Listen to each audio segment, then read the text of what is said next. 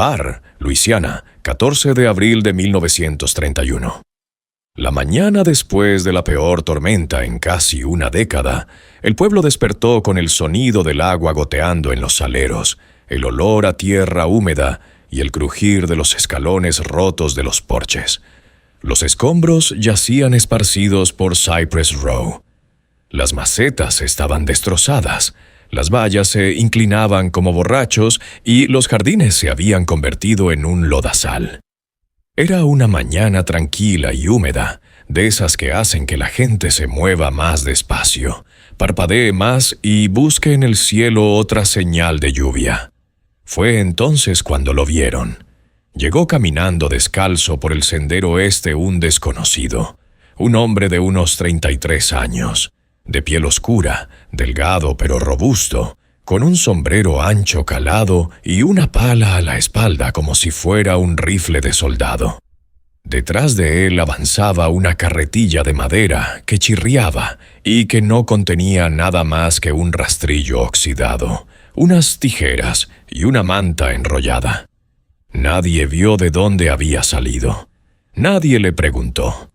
Se detuvo en la esquina de Magnolia, y Wren dejó la carretilla con cuidado y empezó a limpiar las ramas caídas de la valla de la iglesia sin que nadie le dijera nada.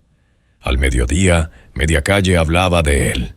«Me llamo Elia», dijo con una pequeña sonrisa y la boca cerrada cuando la anciana señorita Alberta le ofreció pan de maíz desde la ventana de su cocina. Solo tomó la mitad de la rebanada, la envolvió en un pañuelo y susurró: «Gracias, Sum». Antes de volver a arrancar las malas hierbas del rosal, cuando el diácono Richards le preguntó cuánto cobraba, levantó la vista sin pestañear y dijo: «No cobro nada, solo me gusta el trabajo tranquilo». La forma en que lo dijo, suave, plana, definitiva, hizo que incluso el diácono asintiera lentamente, como si las palabras fueran escrituras sagradas. Al atardecer, ella había arreglado 3 porches, limpiado 2 jardines y replantado un huerto destrozado sin pedir nada a cambio. Para entonces, los niños habían empezado a seguirlo, riendo, jugando detrás de su carretilla y llamándolo señor Eli. Él no los regañaba, pero tampoco se reía. Los dejaba seguirlo como pájaros detrás de un arado con la cabeza llena de asombro y los bolsillos llenos de piedras. No le molestaban los niños, no hablaban demasiado. Sabían escuchar. Elisha observaba a las personas de manera diferente a la mayoría.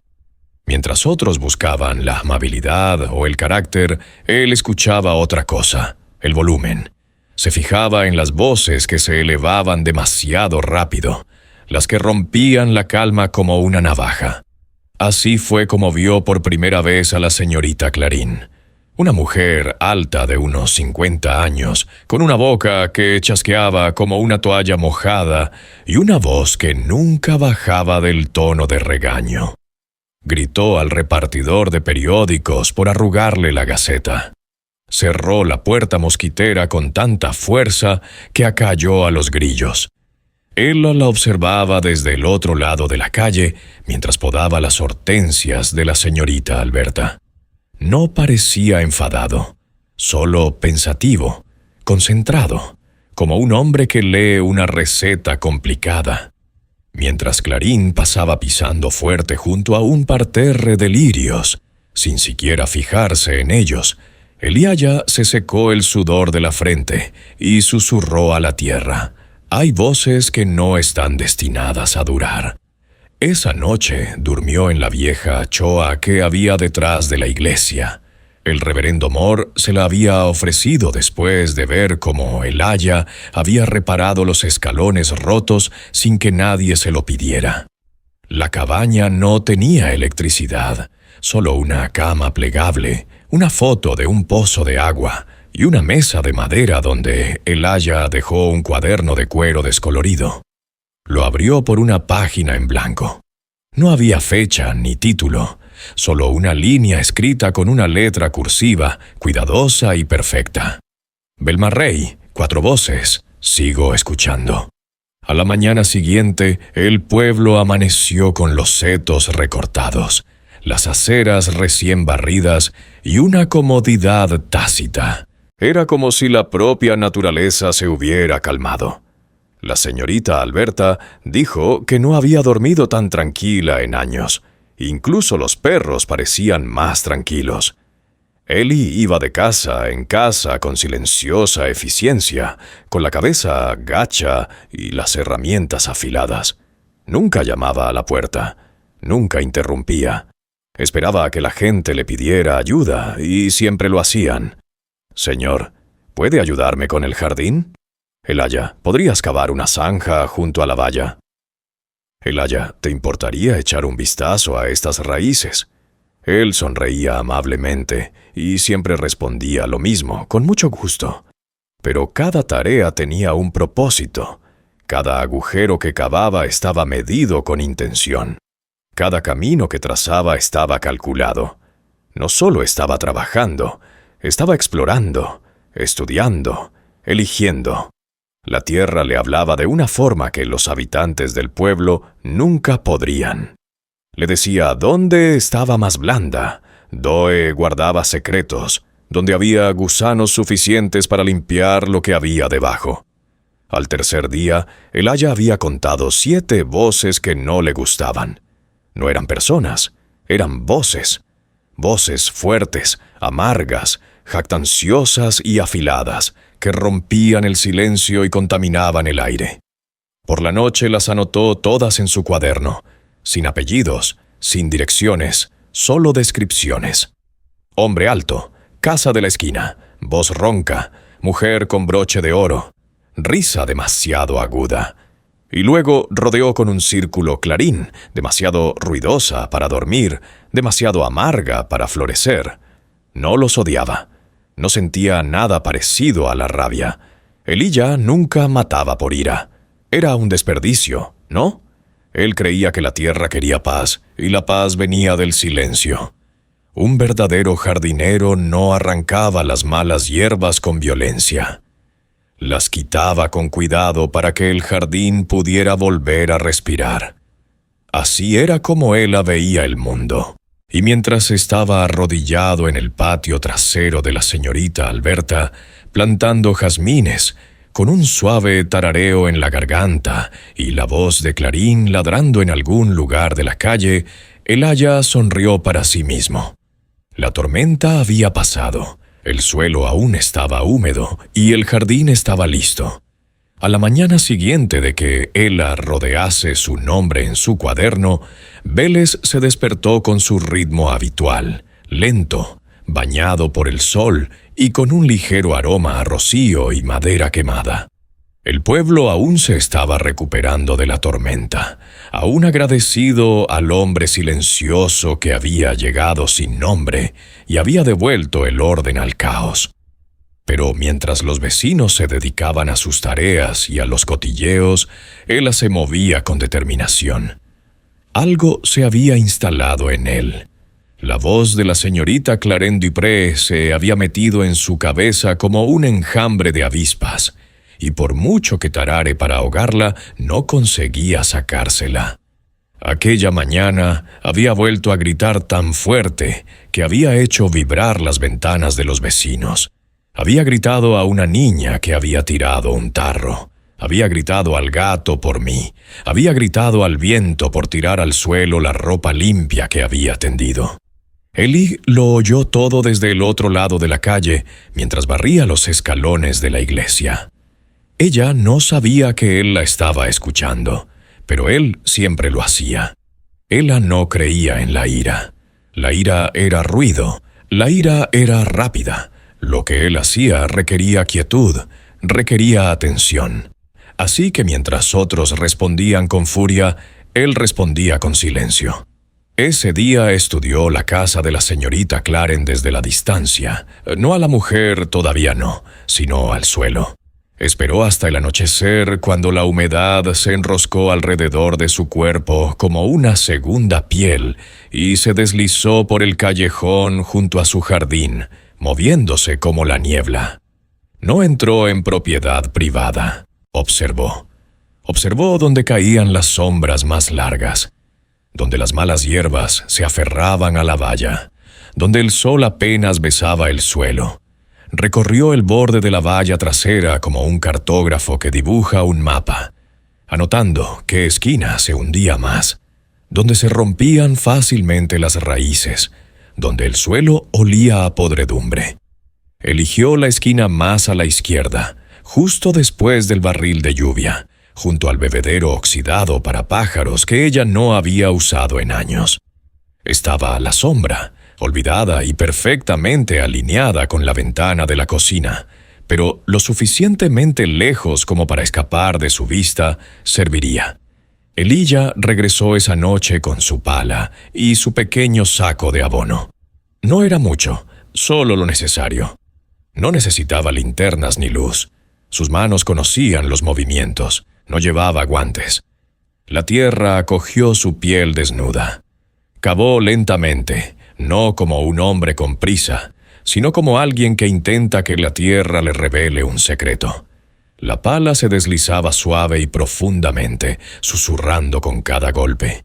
No había resistencia, ni piedras, ni protestas. Era, como a él le gustaba decir, tierra blanda. Todo jardín necesita un lecho, susurró al borde del hoyo con la mano. No se puede apresurar una buena plantación.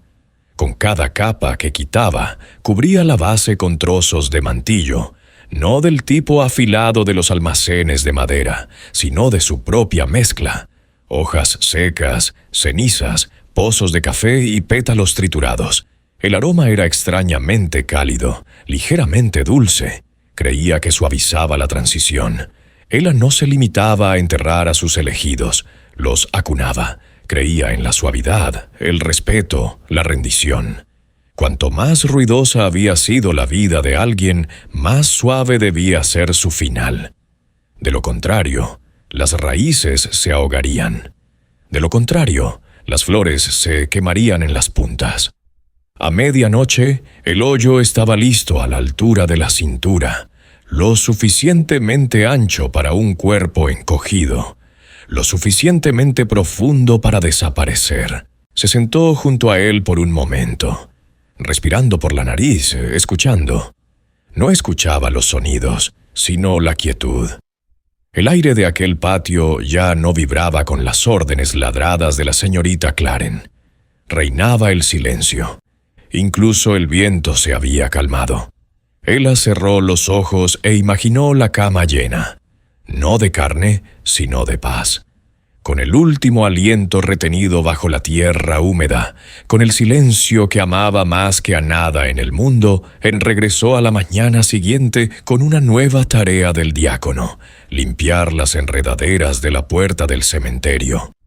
Aceptó de buen grado, pero sus ojos se desviaban a menudo hacia la casa de la señorita Clarín, donde su voz aún perforaba el aire como agujas. Gritaba al chico que repartía la leche, gritaba a las gallinas, cerraba las contraventanas con tanta fuerza que sacudía el techo de hojalata. El aya lo oía todo, pero ahora no le irritaba, no le ponía los pelos de punta. Ahora sonaba como los últimos tics de un reloj que se agota. Después de que la puerta se despejara y el diácono le diera las gracias, Eli regresó a su choza. Se puso ropa limpia, dobló su camisa de trabajo con la precisión de un soldado y puso agua a hervir para prepararte. No para él, sino para ella. Ella necesitaba relajarse. Su cuerpo merecía descansar sin violencia. Seleccionó una mezcla especial: manzanilla, miel, raíz de valeriana y la cantidad justa de tintura para que se durmiera antes de dar el último sorbo. Lo probó él mismo para asegurarse de que no estuviera amargo.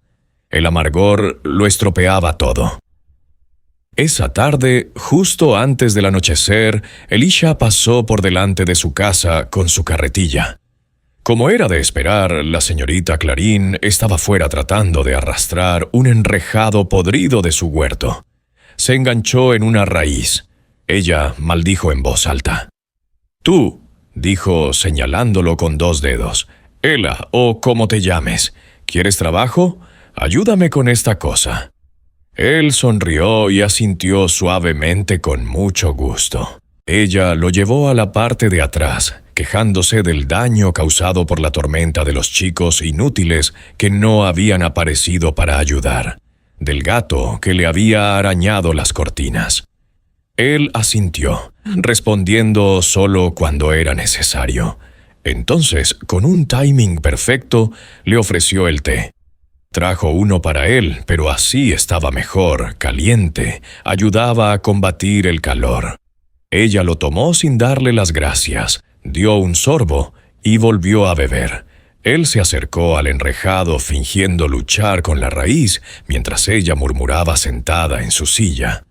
Cuando se volvió, su vaso estaba vacío y su cuerpo se deslizaba lentamente hacia el sueño. Su mano temblaba sobre el reposabrazos, sus labios aún entreabiertos como para gritar una última queja, pero no salió ningún sonido. Ela se agachó frente a ella. Observó, esperó, su respiración se ralentizó y luego se estabilizó. Había llegado el momento. Se levantó, cogió la carretilla y la subió con cuidado, como si estuviera hecha de pétalos. Aún no estaba muerta, pero casi la tintura la mantendría tranquila, con el cuerpo flácido y la respiración lenta. La llevó hasta la cama que había preparado. La tierra la acogió. El sol de la tarde se posó pesadamente sobre Bel-Marrey, cubriéndolo todo de polvo dorado y calor perezoso. Las moscas habían vuelto a empezar su zumbante danza, revoloteando alrededor de las barandillas del porche y las ventanas abiertas. La señorita Clarín estaba sentada en su silla de madera bajo un toldo torcido, abanicándose con un periódico doblado y espantando el aire como si le debiera algo.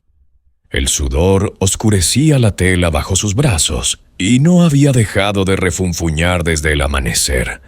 Esa mañana había regañado a una niña por caminar demasiado despacio, a un niño por pasar demasiado rápido en bicicleta por delante de una verja, y al gallo de un vecino que se atrevía a cantar después de las 8 de la mañana. Era una sinfonía de quejas estridentes, rítmicas, implacables. Y Eliaya, que estaba quitando las malas hierbas alrededor de la iglesia, lo oyó todo, pero no reaccionó ni con ira ni con enfado, solo con una lenta sonrisa de boca cerrada y un leve tarareo entre dientes. Uno de esos viejos espirituales sin letra que se te meten en los huesos como el humo. Siempre tarareaba cuando se acercaba la hora, porque en su mente siempre venían a él y no al revés. Nunca tuvo que atraerlos, nunca tuvo que tramar nada. Ellos elegían su destino por la forma en que perturbaban la tranquilidad.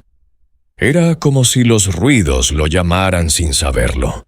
Y Elia, en su suave silencio, simplemente respondía.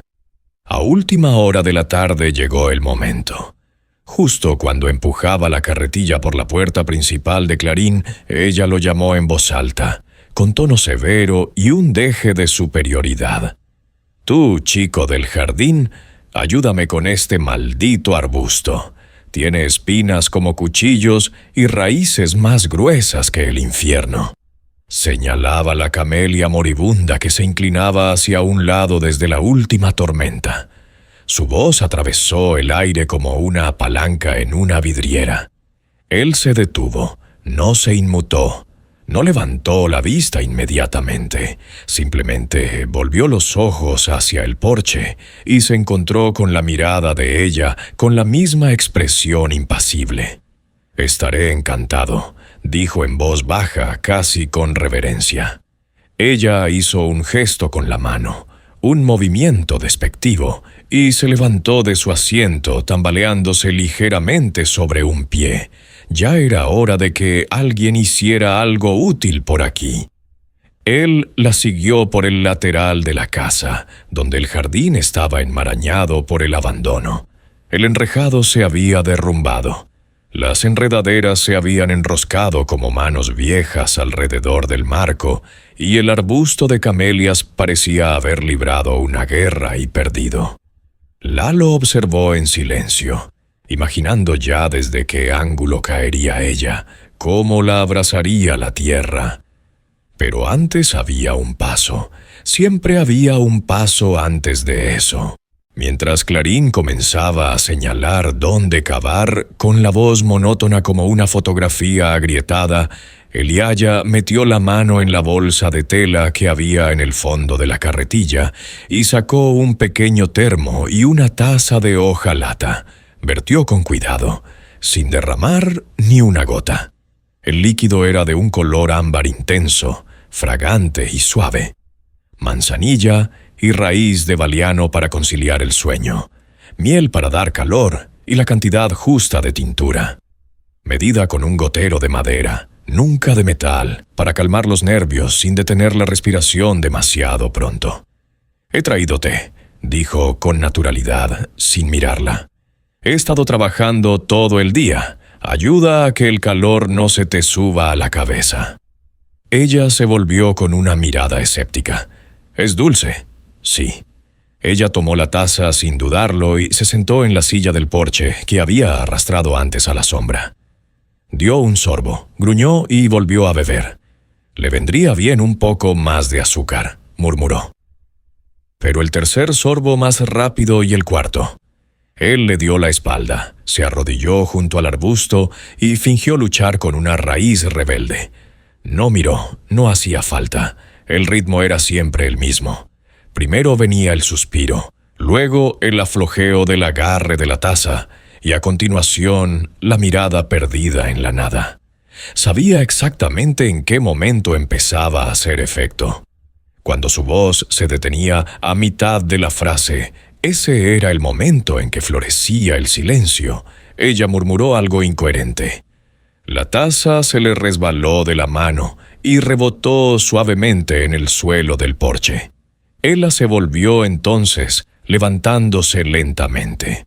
Ella estaba ligeramente encorvada en la silla, con los ojos parpadeando como hojas atrapadas en un viento suave, los labios entreabiertos. Su respiración no se había detenido, solo se había ralentizado, suavizado. Se acercó a ella con delicadeza y se arrodilló junto a la silla, como si estuviera cuidando un altar. Levantó una mano y le secó el sudor de la frente con su propio paño. Con la otra le ajustó la cabeza para que descansara más cómodamente contra el respaldo de la silla. Durante un momento se limitó a observarla respirar. Largas y superficiales bocanadas de aire. El traqueteo de su voz finalmente se fue apagando. Se inclinó hacia ella y le susurró al oído. No como una amenaza, sino como una despedida. «Deja que las flores hablen por ti ahora». Con manos cuidadosas, Eliaya la levantó de la silla. Su cuerpo, aunque no estaba sin vida, estaba flácido, como un lienzo empapado. Sus brazos colgaban a los lados y su cabeza se balanceaba ligeramente contra su pecho. La llevó a través del patio lateral, pasando por las piedras agrietadas, pasando por los hibiscos que no habían florecido en 3 veranos, y hacia la esquina izquierda del jardín, donde la tierra ya había sido removida, esponjada y calentada. La cama que había acabado 3 noches antes, cubierta con mantillo y protegida del sol, estaba lista. El agujero se abría como una cuna a la sombra, sin frío, sin crueldad, solo expectante. La bajó lentamente, primero los pies, inclinándolas suavemente para que las rodillas se doblaran y los brazos quedaran cruzados sobre el pecho. Su respiración era ahora más lenta, más suave que la brisa. Tenía la boca cerrada. Estaba en silencio. Elia permaneció de pie junto a ella durante un largo rato, sin moverse, sin hablar. Sus ojos seguían a una abeja que zumbaba perezosamente sobre una mala hierba cerca del bebedero para pájaros. Podía sentir la tierra bajo los dedos de los pies, el aroma del té aún flotando en el aire. El mundo estaba en silencio. Cogió la pala y con el suave ritmo de una nana comenzó a cubrirla con tierra. Una pala, luego otra. Cada movimiento era elegante, decidido, sin prisas, sin pánico. La tierra caía en susurros, cubriendo su rostro, sus brazos, su pecho. Su silueta se desvaneció como un dibujo borrado. Cuando la última capa se asentó, Elijah colocó un bulbo de helo en el centro, empujándolo lo justo para fijarlo en el cuerpo inmóvil que yacía debajo. Lo cubrió. Alisó la tierra con las manos, luego se levantó y dio un paso atrás. No lloró, no sonró, pero por primera vez en días sintió algo parecido al descanso. Regresó a su choza, vertió el té que quedaba así y escribió en su diario: Clarín, ruidosa, frágil, ahora descansa. Lirio plantado. Luego cerró el libro, juntó las manos y susurró en voz alta, sin dirigirse a nadie más que al aire. La amargura arruinó la tierra, de irse con delicadeza. El sol se había escondido detrás de los cipreses cuando él regresó a la esquina del jardín de la señorita Claren, empujando la carretilla con ruedas lentas y silenciosas. El pueblo estaba tranquilo. Ahora Vélez siempre caía en un silencio justo después de la cena, cuando los porches se llenaban de mecedoras y las cigarras comenzaban sus cantos bajos. Pero esa noche el silencio era más profundo. Podía oír su propia respiración mientras cruzaba el césped y las ruedas apenas dejaban huella en la tierra blanda. El cuerpo de Clarín se movía suavemente con el movimiento de la carretilla, con los brazos cruzados sobre el pecho y la barbilla inclinada hacia abajo, como si estuviera dormida. Y su respiración era débil, casi inexistente, pero aún se percibía como el último soplo de brisa antes de que el crepúsculo se convierta en noche. Él no dijo nada, no se apresuró. Se detuvo justo antes del agujero y contempló la escena como un pintor que estudia un lienzo antes de dar la última pincelada. La cama estaba perfecta. La había cuidado todas las noches. Durante 3 días la tierra había sido removida, enriquecida, volteada y dejada respirar. No olía a muerte, olía a tierra cruda, fértil, expectante. Se colocó delante de la carretilla y con la facilidad de quien ha hecho esto demasiadas veces, se agachó. La agarró por debajo de las rodillas y por detrás de la espalda, y la levantó con delicadeza contra su pecho. Estaba caliente con la piel pegajosa por el último sudor del día, y el pulso le latía en el cuello como una polilla atrapada.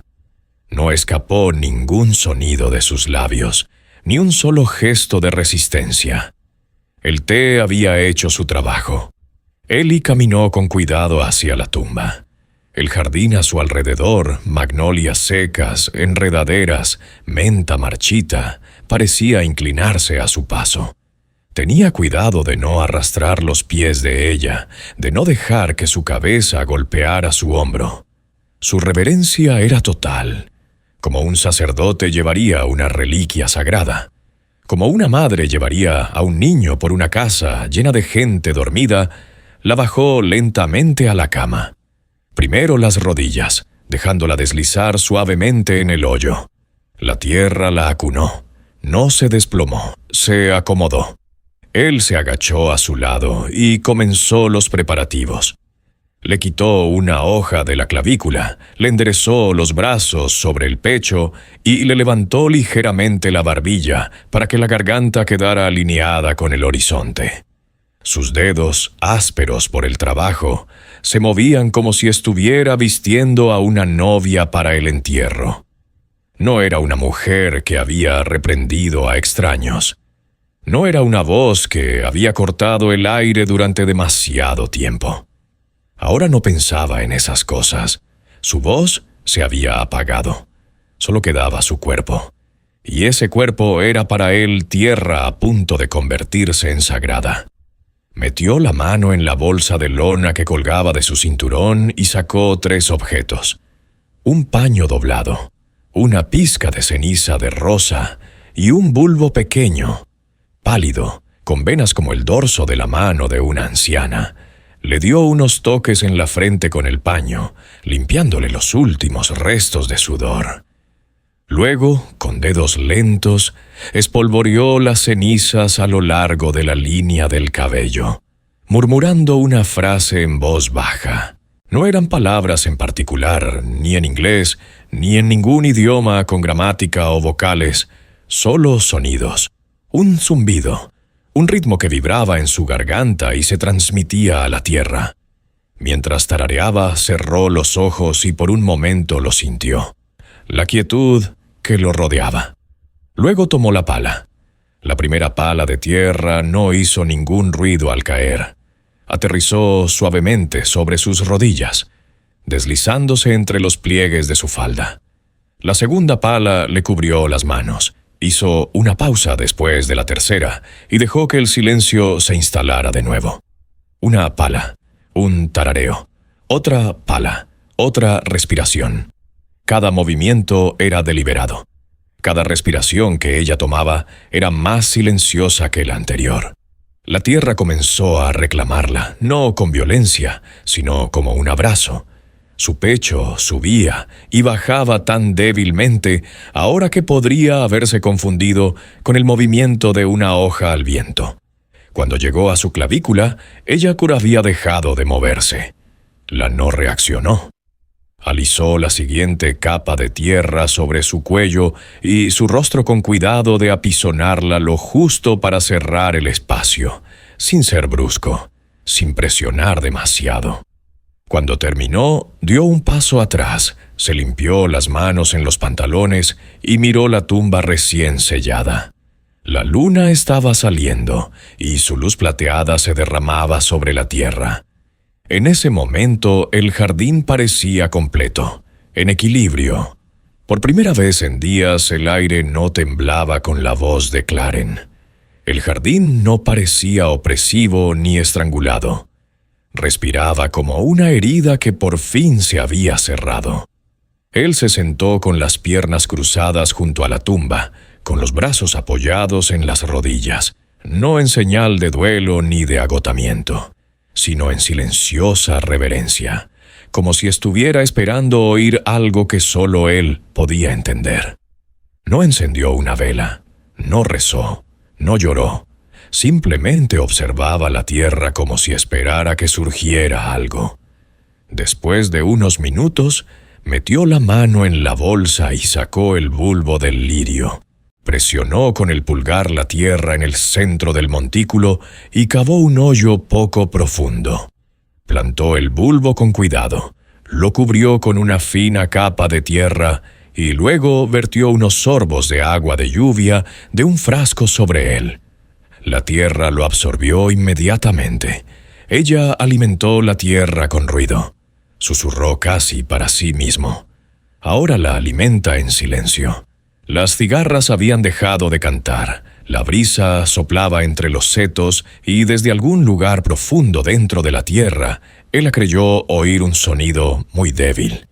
No era un grito ni una súplica, sino algo más suave, como un aliento atrapado en los pétalos, como una voz que se disuelve en las raíces. Se puso de pie, se sacudió los pantalones y recogió la carretilla vacía. El jardín estaba en silencio. Isaac Machu siempre había sido un niño tranquilo, de 11 años, delgado como un palo, de mirada penetrante, de esos niños que hablan más con la mirada que con las palabras. Vivía a 3 puertas de la señorita Clarindre, en una casa amarilla y destartalada con persianas descascarilladas y un padre que bebía whisky fuerte como el vinagre antes del mediodía. Su madre había muerto cuando él tenía 5 años. Desde entonces, Isaac había aprendido a mantenerse en los rincones, a moverse entre las grietas de las conversaciones de los adultos sin que se dieran cuenta. No era de los que hablaban si no se les hablaba, pero se fijaba en las cosas, siempre lo había hecho. Y últimamente lo que más le llamaba la atención era algo diferente en la forma de moverse de aquel hombre. Era callado, sí, pero era más que eso. Él no caminaba, fluía. Sus pasos nunca parecían aterrizar completamente en el suelo, como si siempre estuviera deslizándose justo por encima del aliento de la tierra. Cuando podaba los setos, lo hacía como un escultor. Cuando barría los porches, nunca hacía ruido. Y cuando cava, cosa que hacía a menudo, no era con el descuido de los peones de granja. Era suave, como si estuviera arropando la tierra para pasar la noche. A Isaac llevaba una semana observándolo desde los porches, detrás de los troncos de los árboles, agachado en las zanjas.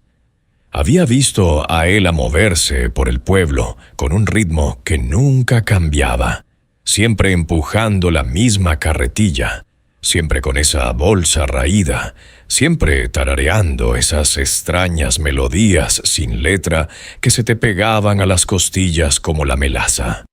Y luego se estaba la señorita Clarín. Un día estaba gritando sobre su colada a cualquiera que quisiera escucharla. Al día siguiente simplemente había desaparecido.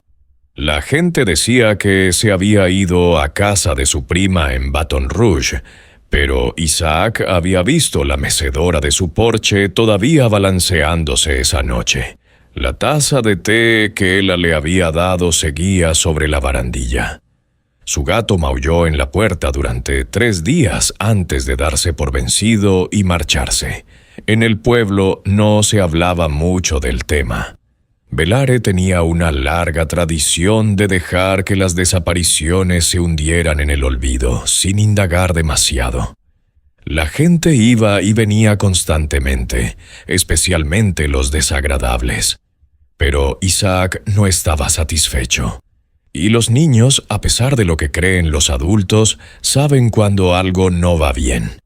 Así que un jueves por la noche, cuando el pueblo se había quedado en silencio y las ranas de la zanja cruaban canciones de cuna, Isaac siguió a Elijah. No era su intención, no exactamente. Se dijo a sí mismo que solo iba a dar un paseo. Se dijo que solo sentía curiosidad por saber qué hacía Ela cuando oscurecía. Se arrastró descalzo por la valla con cuidado de no pisar las ramitas. Se mantuvo en las sombras a unos 20 pasos de distancia. Él se dirigía a algún sitio, eso estaba claro. Caminaba con determinación, erguido y tranquilo, con la pala atada a la espalda como si le hubiera crecido allí. Elías se desvió del camino principal y se deslizó entre los árboles detrás de la casa de Claren. Isaac se agachó con el corazón latiéndole con fuerza en el pecho. El jardín estaba débilmente iluminado por la luna, lo suficiente como para proyectar un pálido resplandor azul sobre el enmarañado enrejado y los parterres. Él se dirigió a la esquina más alejada, el lugar donde Isaac lo había visto cavar días antes, y se arrodilló. Entonces ocurrió algo extraño. Ela no cavó todavía, no. Se inclinó hacia adelante, puso una mano plana sobre la tierra y susurró algo. Isaac no pudo oír las palabras, pero vio que los labios del hombre se movían. Vio la reverencia en su postura. No era solo jardinería, era una plegaria, era una comunión. Elí estaba hablando con la tierra. Isaac no tenía intención de hablar. Las palabras simplemente salieron, deslizándose de su boca como el aliento. ¿Estás hablando con la tierra? Elías se quedó paralizado por un momento. Toda la noche pareció detenerse, incluso la brisa. Luego, lentamente, Elías se volvió. No parecía enfadado, no parecía sorprendido. Parecía tranquilo, sereno, como si supiera que Isaac había estado allí todo el tiempo. «A veces responde», dijo Elías en voz baja. Isaac dio un paso atrás. No sabía muy bien por qué, pero sentía un nudo en el estómago. Tenía la sensación de haber traspasado no una tierra, sino algo antiguo, algo sagrado. Elías se enderezó y se sacudió el polvo de las rodillas. No se acercó a Isaac. No hacía falta, simplemente lo observaba. Esa sonrisa pequeña y cerrada que nunca llegaba a sus ojos se dibujó en sus labios. Isaac echó a correr. No se detuvo hasta llegar a casa. Con el pecho jadeando y las piernas doloridas, cerró la puerta con llave, se metió en la cama y se tapó la cabeza con las mantas. Se dijo a sí mismo que lo había imaginado, que era solo un hombre extraño, con hábitos extraños, que ahora estaba a salvo. Pero a la mañana siguiente, Isaac había desaparecido. Su cama estaba intacta y su ventana seguía cerrada. No había señales de lucha, solo sus zapatos cuidadosamente colocados en el porche delantero. El pueblo se agitó, murmuró. Buscó en el bosque durante un día o dos, pero Belmer no tenía mucho interés en los niños desaparecidos. El sheriff culpó al río. El padre no dijo nada. Nadie mencionaba el nombre de Elijah en voz alta. Todavía no, pero la atención se enroscaba alrededor del pueblo como una enredadera sutil pero asfixiante. Y en el patio trasero de la señorita Claren, en el rincón más alejado del jardín, había florecido otro lirio. No estaba allí el día anterior. Los vecinos susurraban a puerta cerrada. Se dieron cuenta de la segunda flor. Contaron las personas que habían desaparecido. Algunos comenzaron a cerrar sus puertas con llave. Otros evitaban el camino de Elijah. Pero aún así nadie se enfrentaba a él. No le tenían miedo directamente, sino a algo más grande, algo oculto. Una verdad que olía demasiado a raíces podridas y flores frescas. Y Aleya esa noche regresó a su choza detrás de la iglesia, encendió una pequeña vela y abrió su diario. Escribió despacio con pulcritud. Isaac observó demasiado tiempo. Vio demasiado, pero con delicadeza. Lily se lo quitó rápidamente. Después la tierra habló más alto de lo habitual. Están empezando a oír el silencio. Cerró el libro. Afuera el viento susurraba entre los setos. El aire estaba en calma, pero en el jardín, en la tierra, los lirios florecían en perfecto silencio. La mañana era clara, inusualmente seca para finales de abril, con una leve brisa que rozaba los estrechos callejones de Belmarrey, como si la propia ciudad exhalara algo que había retenido durante demasiado tiempo. La señora Darla Cent, una costurera jubilada de espalda fuerte y instintos agudos, se levantó antes del amanecer para empezar a trabajar en su jardín. No era como las demás mujeres del barrio.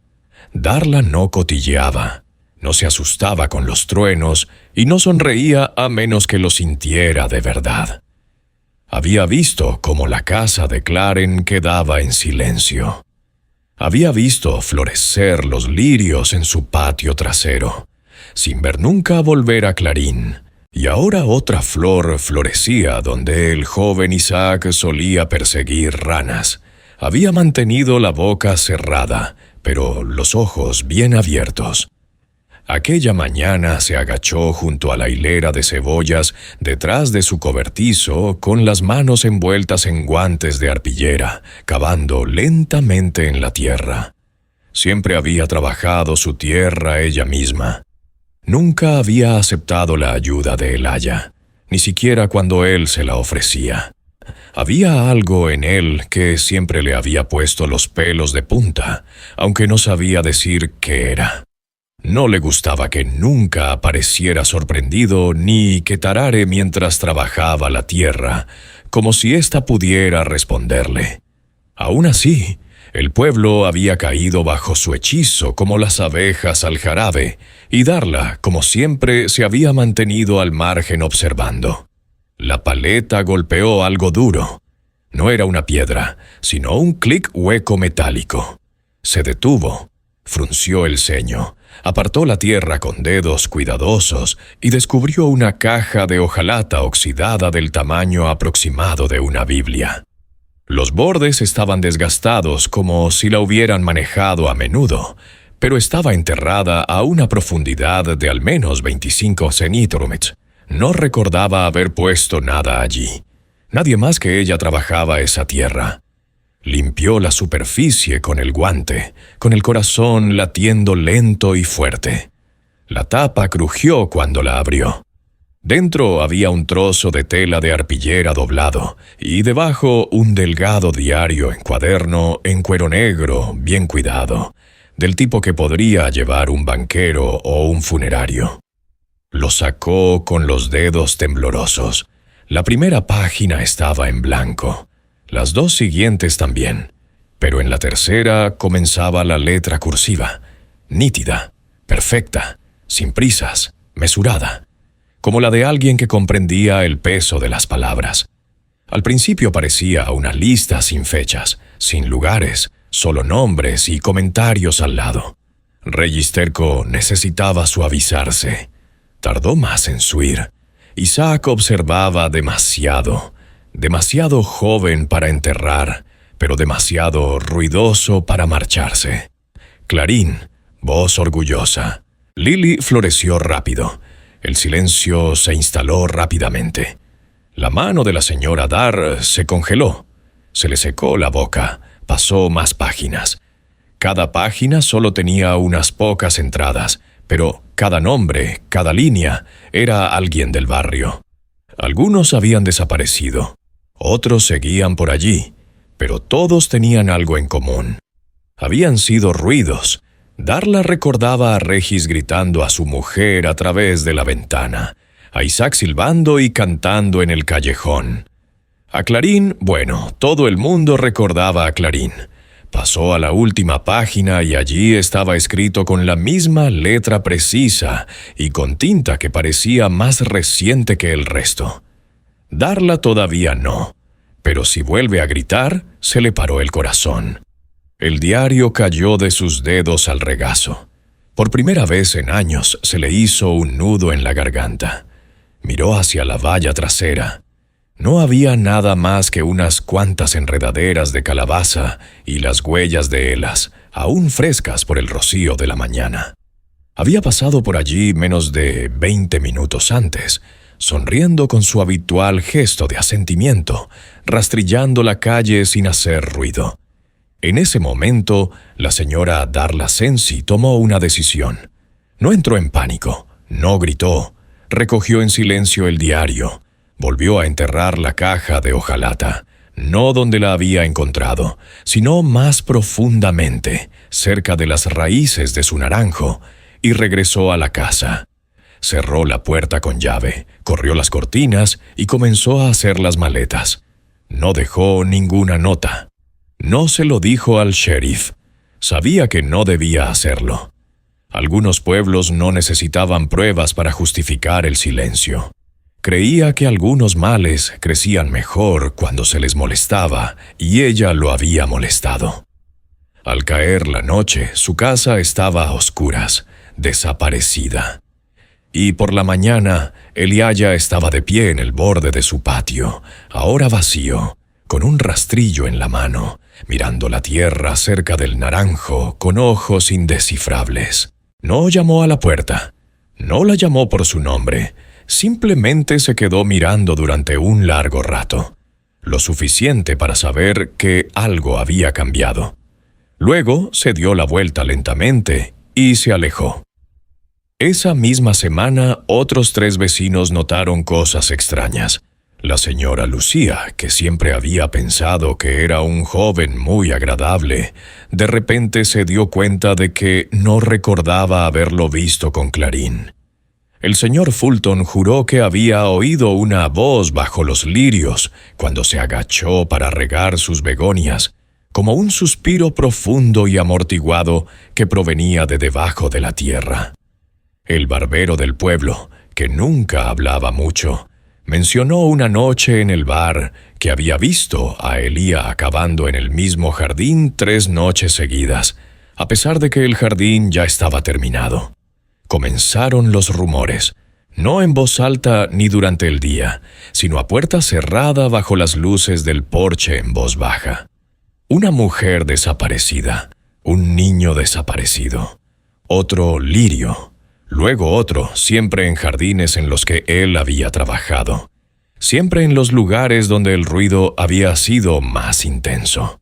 La coincidencia comenzó a ser demasiado grande para creerla. Pero para entonces, Elijah ya estaba limpiando otra calle, otra valla, otro trozo de tierra seca. Ahora se movía más despacio, con más cuidado, pero no porque tuviera miedo. Él nunca tenía miedo. Se adaptaba, recortaba su rutina, eliminaba los riesgos. Al fin y al cabo, todos los jardines se llenan de maleza. Todas las manos resbalan. Todas las raíces acaban rompiendo algo. Esa noche abrió su cuaderno y se detuvo más tiempo de lo habitual antes de escribir. La página permaneció en blanco durante varios minutos mientras la miraba a la luz de la vela, escuchando no la calle, sino el suelo. Finalmente escribió: Darla se ha ido. El ruido se ha pospuesto. Hay que replantar en otro lugar. Hay grietas arriba. Abajo sigue todo tranquilo. Se está escapando el control. Hay que volver al ritmo. Cerró el libro y apagó la vela. Afuera el viento sacudía los árboles, y bajo el naranjo del jardín abandonado de la señora Dala, algo latía en las raíces esperando. El viento que soplaba en Belarray aquella mañana era frío, anormalmente frío. Se colaba por las rendijas de las ventanas y por debajo de las puertas, enroscándose alrededor de los tobillos, como si fuera algo vivo. Era el tipo de viento que hacía que los ancianos se sentaran erguidos en sus sillas y que las madres callaran a sus hijos sin motivo alguno. Algo estaba cambiando en los cimientos de la ciudad. Algo podrido se estaba levantando. Cuando llegaron los hombres del sheriff, la noticia ya se había extendido. La señora Dala había desaparecido sin explicación alguna. Solo quedaba una casa vacía con un cajón abierto y una taza de café aún caliente sobre la mesa. Eso fue suficiente para el sheriff. No le gustaba Dala, pero la respetaba, y ella no era de las que huían. No sin decir nada, no sin una razón. Reunió a 2 ayudantes y caminó media milla hasta el cementerio donde se alojaba Elijah. Una pequeña cabaña de madera detrás del santuario que en otro tiempo se utilizaba para guardar viejos himnarios y sillas rotas. Llamaron a la puerta, por supuesto, 2 veces. No hubo respuesta. Abrieron la puerta lentamente con las pistolas desenfundadas. La cabaña estaba vacía, no saqueada ni abandonada a toda prisa, solo vaciada metódicamente. La cama estaba deshecha, las estanterías vacías, incluso las paredes parecían limpias de presencia, excepto por una cosa: una silla colocada perfectamente frente a la estrecha ventana, mirando hacia afuera, no hacia adentro, y en el alfizar de la ventana, un jarrón de cristal transparente. Entró un solo lirio blanco con los pétalos llenos, demasiado llenos, anormalmente anchos, ligeramente inclinados por el peso de su flor.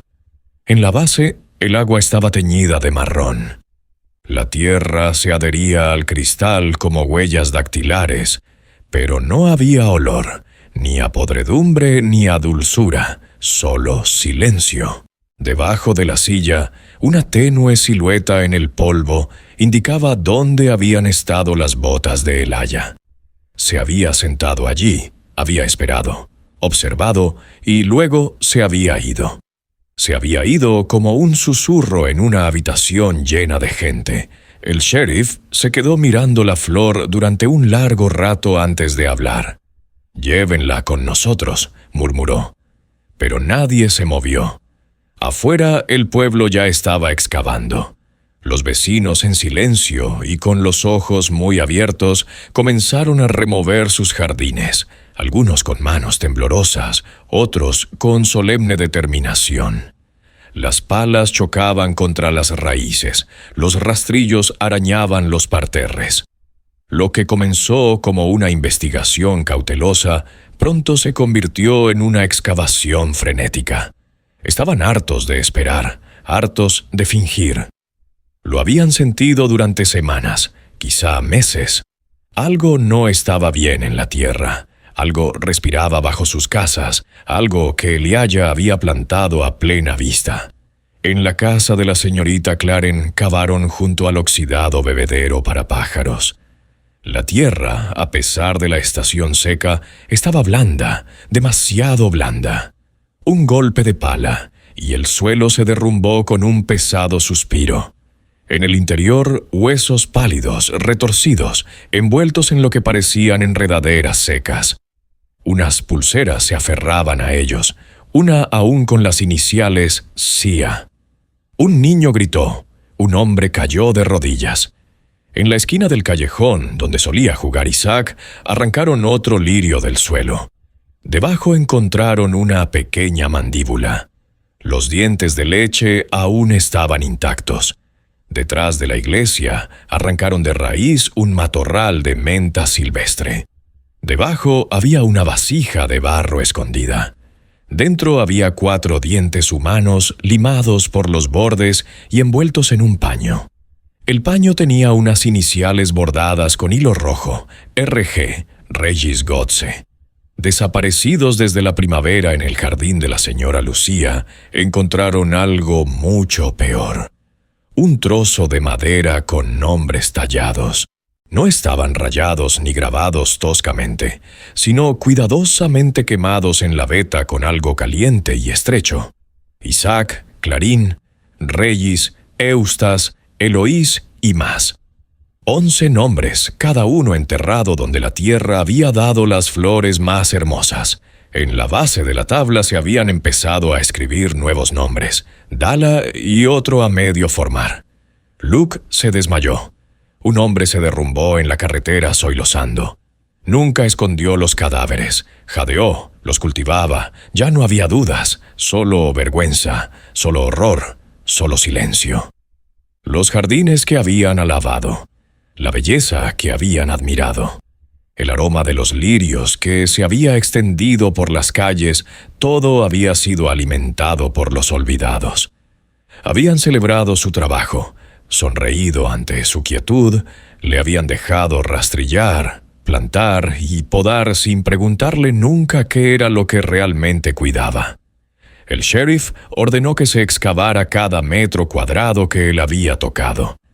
Al atardecer se habían recuperado 6 esqueletos más, algunos parciales, otros completamente intactos, todos cuidadosamente doblados, como si hubieran sido colocados con amor, no con crueldad. Uno tenía flores secas colocadas sobre la caja torácica. Otro tenía los dedos entrelazados, sosteniendo un corazón de piedra tallado en madera. Y, sin embargo, Elías no había dejado ni una sola huella dactilar, ni sangre, ni ropa, ni herramientas, nada excepto sus flores. Siempre lirios, siempre blancos, siempre floreciendo demasiado rápido.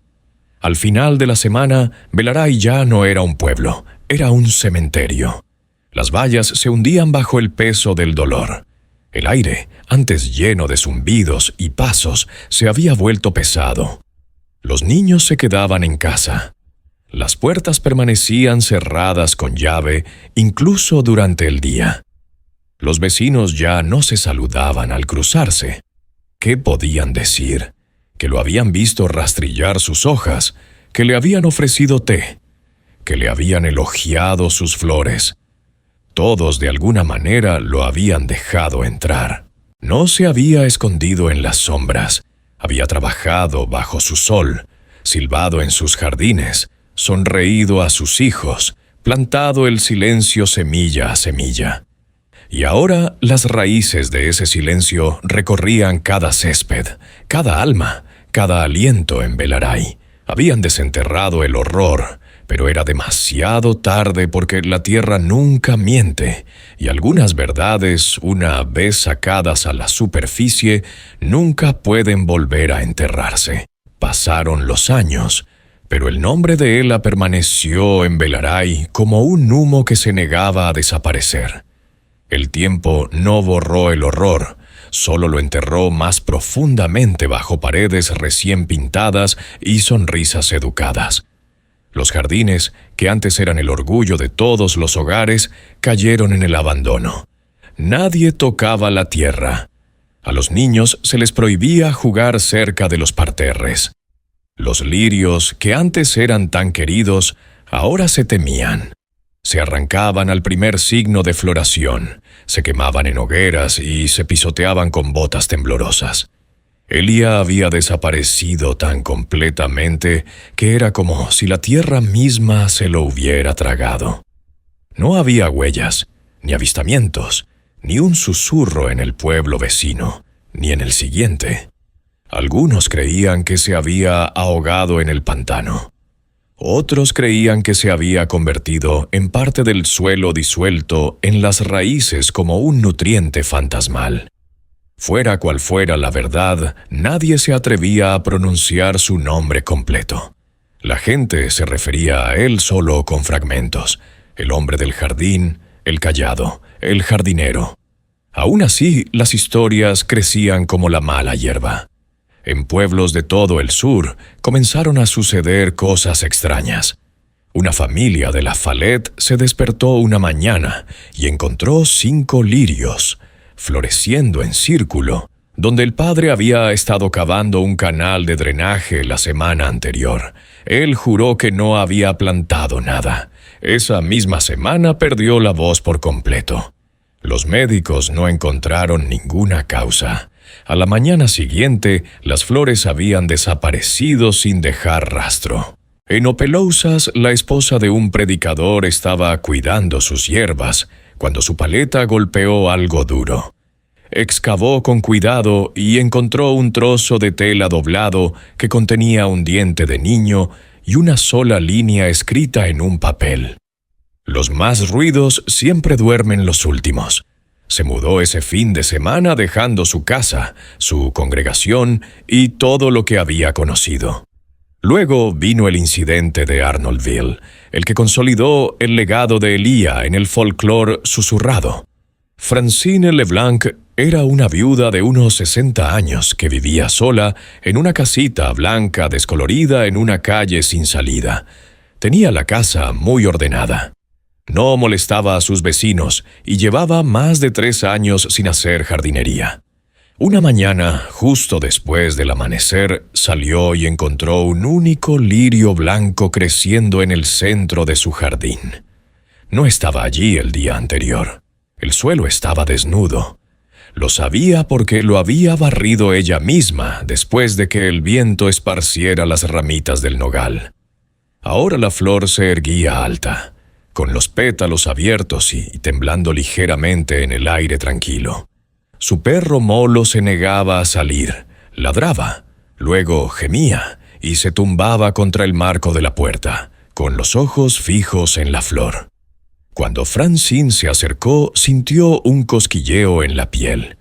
El suelo bajo el lirio parecía extraño, no solo húmedo, no solo fresco, cálido, como si algo vivo la era justo debajo de la capa superior de tierra. En menos de una hora hizo las maletas, cogió a Molo y dejó una nota para el vecino. «No lo toques, no hables de ello, vete». Nunca volvió. Después de eso, el miedo se apoderó no solo de Velare, sino de todos los lugares que el Haya había tocado. Historias de Bayuteche, de Nachitoches, de las afueras de Baton Rouge, relatos de flores que florecían donde no debían, de herramientas oxidadas que emitían un zumbido al tocarlas. En algunos pueblos la gente dejó de cultivar el jardín. Las iglesias prohibieron los lirios en las bodas. Los niños aprendieron nuevas canciones infantiles que terminaban con versos como «Si oyes un zumbido en el jardín, no te quedes, corre». Pero nadie volvió a verlo. Al menos nadie lo vio con claridad, aunque algunos juraban que sí. En tono jocoso, una mujer afirmó haber visto a un hombre con un rastrillo y una carretilla cuidando el césped cerca de una escuela abandonada. Cuando parpadeó, había desaparecido, pero durante la noche había brotado un grupo de lirios blancos silvestres. En Iberia Parish, un hombre que cortaba el césped dijo que pasó junto a un desconocido arrodillado junto a sus azaleas. El hombre levantó la vista, sonrió cortésmente y dijo: «Tienes un suelo muy tranquilo». El propietario parpadeó y el hombre ya no estaba allí, pero el motor de la cortadora no arrancaba y encontró algo frío y liso bajo las raíces. Un diente de cerámica marcado con la letra C. Ningún pueblo quería reclamarlo. Ningún pueblo quería ser el siguiente. Así que pasaron la historia de un lugar a otro. Una advertencia, una maldición, una verdad. No mataba para destruir, mataba para crecer. Y la tierra aún lo recuerda. Ahora lo decían en susurros, como se reza por alguien a quien nunca se ha perdonado. Y a medida que los años se convirtieron en décadas, el nombre de Ela se desvaneció de los labios de los vivos, pero no de las raíces ni de la tierra. Porque a veces, incluso ahora, alguien se despierta en un pueblo tranquilo y encuentra un lirio blanco perfecto floreciendo en un lugar que debería estar vacío. Y si conocen las historias, si las conocen de verdad, no lo tocan, no preguntan por qué. Ni siquiera se quedan a hacer las maletas. Simplemente se van sin preguntas, sin despedidas, porque entienden que algunas flores no florecen con la luz del sol, sino con el silencio. Tío.